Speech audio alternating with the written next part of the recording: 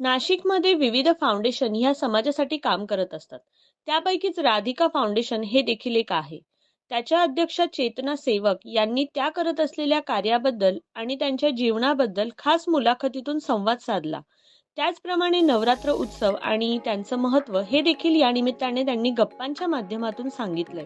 बघूया खास मुलाखत. नमस्कार, मी सुरेश चव्हाण. लोकसाक्षी न्यूज मध्ये सर्वांचं हार्दिक स्वागत. नवरात्र सुरू झाले आणि या निमित्ताने जर बघायला गेलं तर आपल्या या वृत्तवाहिनीच्या वतीने आपण काही नवदुर्गांच्या मुलाखती घेतोय की ज्यांचा एक कुठेतरी संघर्ष आहे, कुठेतरी प्रवास आहे. नवे नवे काही सामाजिक क्षेत्रात काम करतात, काही उद्योग व्यवसायामध्ये काम करतात. आज देखील आपण चेतनाताई सेवक यांच्याकडे आलेलो. त्यांची राधिका फाउंडेशन हे नाशिकमध्ये जर बघायला गेलं तर प्रचलित असं नाव आहे, सगळ्यांनाच परिचित असं नाव आहे की जे सामाजिक क्षेत्रात कशा पद्धतीने काम करतात. त्यांचा जर बघायला गेलं तर प्रवास खूप मोठा आहे. एका मुलाखतीच्या माध्यमातून नक्कीच मांडणं ते अशक्य आहे. आणि जर बघायला गेलं तर मला प्रेक्षकांना सांगायला आवडेल की कामाची पावतीच अशी त्यांची की जेणेकरून एखाद्या वृत्तवाहिनीला जर 2 नाही तर 3 वेळेस 4 वेळेस त्यांच्या मुलाखतीसाठी जर यावं लागत असेल तरी त्यांच्या कामाची पावती आहे. सांगायचं असे मला की मला त्यांची 3ऱ्या-4थ्यांदा मला मुलाखत घेण्याचं योग्य होते. मॅम, सर्वात आधी या कार्यक्रमात आपलं खूप स्वागत आहे. धन्यवाद. आलेख खूप मोठा आहे आपल्या कार्याचा, पण नक्कीच राधिका फाउंडेशन हे अविरतपणे काम करते. कसा प्रवास सुरू झाला? प्रवास तर तसा म्हणायला गेला तर आजपासून 30 वर्षापासून सुरू झालेला होता. पण मग कुठेतरी ब्रेक बसला आणि त्यानंतर जो मधला कालावधी होता 15-20 वर्षाचा, त्यानंतर परत नव्याने उभारी आली आणि परत त्याच प्रवासाला सुरुवात केली. कारण की म्हणतो ना की रस्त्यामध्ये कुठेतरी खड्डा असतो आणि त्या खड्ड्यामध्ये पडल्यानंतर वरती यायला थोडासा वेळ लागतो. तसं माझं झालेलं होतं. आतापर्यंत अनेक कामं झालीत. या आधी पण आपण मुलाखतीच्या माध्यमातून मॅमकडनं विस्तारितपणे सगळ्या गोष्टी आपण जाणून घेतलेल्या आहेत. पण या 6 महिन्यामध्ये, वर्षभरामध्ये त्यांनी अजून एक महत्वाचं काम म्हणजे की काहीतरी एक शाळा आणि विद्यार्थी दत्तक वगैरे घेऊन त्याचं काम सुरू झालं. त्याबद्दल काय सांग? खरं म्हणतात ना की शिक्षण ही ज्ञानाची शिदोरी आहे, ती केव्हाही उघडता येते आणि खाता येते. तशाच प्रकारे गोरगरीब मुलं आज जर बघितलं तर शिक्षण त्यांच्याकडे घेण्यासाठी पैसेच नाही आहे. अशा मी खूप ठिकाणी बसलेले आहे, त्यापासून ते वंचित राहतात जर पैसे नसले तर मी तोच विचार केला की आपण दुसऱ्यांना काही मदत करण्यासाठी जर एका शाळा पूर्ण दत्तक घेऊया आणि त्या शाळेतील मुलांना कुठेतरी करिअर देऊया की तो मोठा झाल्यानंतर मला नको पण निदान त्याच्या आई वडिलांना, त्याच्या घराला तरी तो आधारस्तंभ म्हणून उभा राहू शकतो. त्यामुळे मी शिक्षणाकडे जास्त ओढ लावली आणि शिक्षणाकडे ओढ लावता लावता गरीब मुलांनाच ते द्यावं हे माझ्या मनात ठाम. येस, नक्कीच. याच बरोबरीने खरं तर त्यांचा एक मेन मुद्दा आहे महिलांसाठी. मग त्याच्यामध्ये रोजगार निर्मिती असेल, त्यांना लागणाऱ्या वस्तू असतील, अजून काही गोष्टी असतील, त्या देखील त्या या फाउंडेशनच्या माध्यमातून प्रोव्हाइड करत असतात. त्याबद्दल काय? रोजगार निर्मिती, आता प्रत्येक महिला किंवा प्रत्येक व्यक्ती म्हणूया आपण, त्यामध्ये एक सुप्त कलागुण असतो.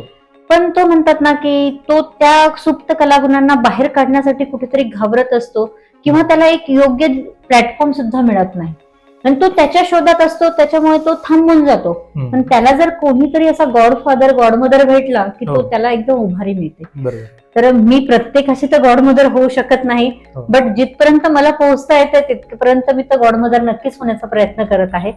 तर महिलांच्या सक्षमीकरणाबाबत सांगण्याचा असं आहे की आपण गोरगरीब महिलांच्या अंगी खूप गुण आहेत आणि त्यांच्यामध्ये कष्ट करण्याची ताकद खूप जास्त आहे आपल्या शहरातल्या बायकांपेक्षा. त्यांना जर तुम्ही 24 तासही काम करायला सांगितलं तर त्या न थकता करतील, कारण की त्यांना पैसा मिळतो त्याबद्दल. तर अशाही महिला आम्ही बघितल्या आहेत की ताई तुम्ही आम्हाला फक्त काम द्या, आम्ही तुम्ही सांगाल त्या दिवशी आम्ही पूर्ण करून देऊ. आणि महिलांनी ते टार्गेट सुद्धा मला कम्प्लीट करून दिलेलं आहे. आणि ऐन दिवाळीच्या वेळेस ते टार्गेट दिलं होतं, म्हणजे त्यांच्या घराची ती दिवाळी खूप चांगल्या प्रकारे गेली होती आजपासून. तर आता परतही मला त्यांना ते टार्गेट देणं आहे, कारण की आता दिवाळी डोक्यावर असल्यामुळे. आणि मला नक्की अपेक्षा आहे त्यांच्याकडनं काहीतरी की तुम्ही ते पूर्ण करून देणार आहेत मला असं. येस, नक्कीच. खरं तर त्यांचं कार्य आणि त्याचा आलेख जर बघायला गेला, सुरुवातीला म्हटलं की खूप मोठा आहे. म्हणजे विस्तारित जर आपण बोलायला गेलो तर खूप वेळ जाईल, अशा पद्धतीचं त्यांचं काम आहे. त्यांना भेटण्याचं कारणच असं होतं की नवरात्र आहे आणि या निमित्ताने परत त्यांचं कुठेतरी पुढचं देखील ध्येय आहे. परंतु नवरात्रामध्ये खरं तर आज ज्या परिस्थितीमध्ये महिलांवर होणारे अत्याचार असतील किंवा महिला ज्या हातबल झालेल्या आहेत किंवा त्यांना ज्या मदतीची गरज आहे, या सर्वांसाठी मी म्हणेल की राधिका फाउंडेशन आहे. तर त्याबद्दल आपण काय सांगाल? सध्या आपण बघत आहोत की नाशिकमध्ये किंवा पूर्ण महाराष्ट्रात किंवा पूर्ण भारतातला जर आपण आलेख घ्यायला ठरवलं तर बलात्कार, खून, दरोडे ह्या गोष्टी सध्या खूप वाढत आहेत. कारण की कुणाला कुणाची भीतीच नाहीये. प्रशासन सुद्धा त्याबद्दल काहीच करू शकत नाही. ते पण त्यांच्यापुढे कुठेतरी हतबल होतात काही वेळेस. तर मला फक्त ही सुरुवात आपल्या घरापासूनच जर केली एखाद्या आई वडिलांनी तर फार बरं होईल.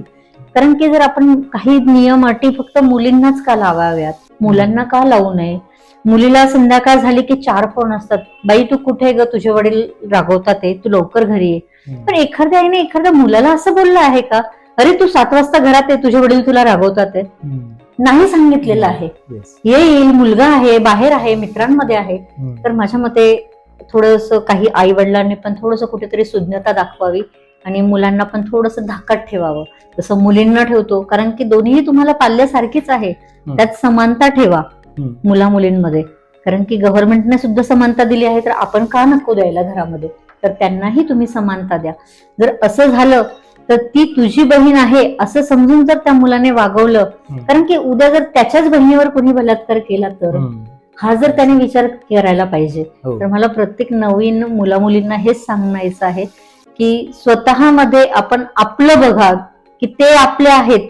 आपल्या जर सोबत असं घडलं तर, आपल्या आई वडिलांसोबत असं झालं तर, आपल्या बहिणीचा कोणी बलात्कार केला तर आपण काय करणार? त्यापेक्षा आपणही दुसऱ्यांच्या बहिणीचा बलात्कार करू नये, दुसऱ्यांचा खून करू नये, जेणेकरून आपल्याही भाऊ बहीण, आपलीही परिवार सुखात राहील, हे सांगू इच्छिते. मी तर म्हणेल की या नवरात्रीमध्ये हा मोलाचा सल्ला किंवा मोलाचं मार्गदर्शन आहे आणि याची अंमलबजावणी खरं तर आपण जसं त्यांनी सांगितलं की घरातूनच जर झाली ना तर नक्कीच ह्या गोष्टी कुठेतरी कमी होतील किंवा कुठेतरी त्याच्यावरती प्रेशर तरी असेल.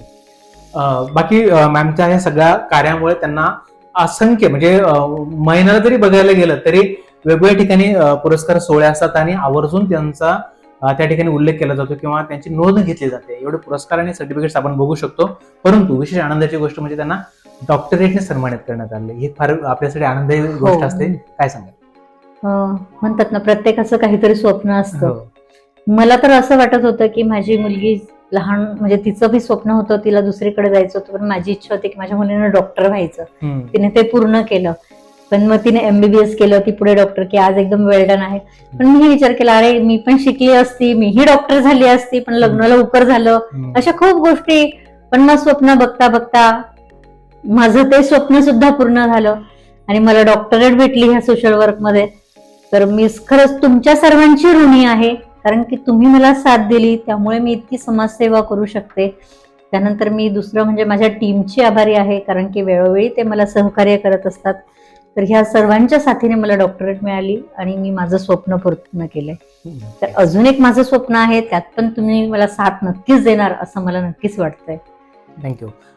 खरं तर दरवर्षी आपण गणपती उत्सव असेल किंवा नवरात्र असेल, गणपती म्हटलं की गणेशजी येत असतात आणि नवरात्र म्हटलं की देवीचं आगमन होत असतं. मग आपण काहीतरी प्रार्थना करतो असतो, काहीतरी आपलं एक निवेदन असते, विनंती असते. यावेळेस तुमचं काय मागणं आहे? सर्वप्रथम तर मी देवीकडे एकच साकडं घालते की आई जगदंबे, हे जे काही दुष्कर्म वाढता आहेत पूर्ण भारतात, जगावर, तर ते संकट सर्व तू दूर कर, की जेणेकरून प्रत्येक माणूस निर्भय होऊन घराबाहेर पडू शकेल आणि तो कुठेही गेला तर त्याला कशाचीही भीती मनाशी येऊ देऊ नको. जे काही आपलं निदान नाशिक तरी तू सुरक्षित कर, की जेणेकरून आम्हाला कुठे येण्या जाण्यासाठी बंधनं लादायला नको घरातनं सोशल वर्क करता करता. तर मी आई जगदंबेला एवढीच प्रार्थना करते की देवी, जशी तू राक्षसाचा वध केला तसा ह्या सगळ्यांच्या मनात जे काही वाईट वासनाचा राक्षस आहे त्याचा सुद्धा तू वध कर, थोडंच सांगू इच्छिते. Thank you so much. खरं तर त्यांचा प्रवास खूप मोठा आहे, परंतु मी नेहमी मुलाखतीत म्हणत असतो की बाबा, समाजाने मला काय दिलं, देशाने मला काय दिलं, यापेक्षा मी समाजाला काय देणं लागतो, मी देशाला काय देणं लागतो, हीच भावना त्यांनी नाशिकमध्ये त्या फाउंडेशनची स्थापना करून रुजवली आणि आज छोट्याशा रोपट्यासह एक मोठा वटवृक्ष राधिका फाउंडेशनच्या माध्यमातून उभा राहिलेला आहे. आणि सगळ्या टीमचा जर बघायला गेलं, त्यांना सहयोग असल्यामुळे त्या भरारी अशा पद्धतीने घेता येत की जेणेकरून प्रत्येकाला दखल घ्यावी लागते. खूप साऱ्या शुभेच्छा देतो आणि अशाच पद्धतीने आपण काम करत राहू. हेच जर बघायला गेलं तर नवदुर्गे चरणी प्रार्थना करू. Thank you so much.